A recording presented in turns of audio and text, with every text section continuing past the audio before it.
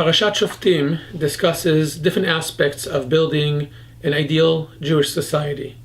It talks about everything from the different authorities, talks about the king as the political leader, talks about the Navi, the prophet, as the spiritual and inspirational leader, talks about Beit Din, the ones who make the rules and enforce them, but it also talks about the role of the people in many different ways.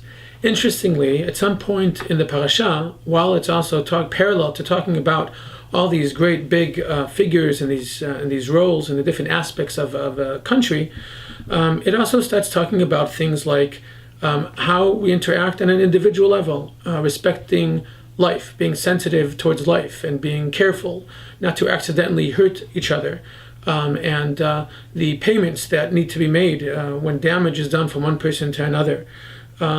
It goes on to talk about also in war, which is an extremely extreme situation.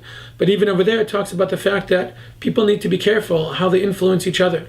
That if one person is feeling weak or feeling demoralized, that he needs to be careful not to demoralize other people to the point where maybe he shouldn't even participate in the war. So there's this theme of respect. Respect even for property, when we're even in an extreme situation of waging war against another country, another city, we're still not allowed to disrespect or to destroy needlessly trees. So there's this element of respect that appears in the parasha, as well as at the end of the parasha talks about the Egla Arufa, when someone is found dead outside the city.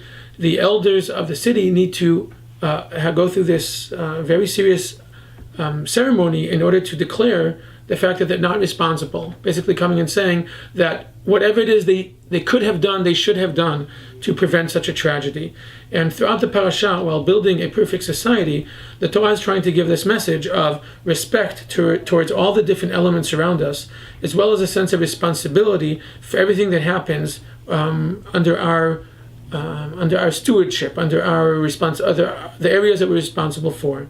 These two themes are themes that are not just part of building a perfect society on the large scale of a country and a nation, but also the elements that we will be focusing on this year as we build our little society inside Yeshivat Or Chaim, inside the Bnei Akiva schools.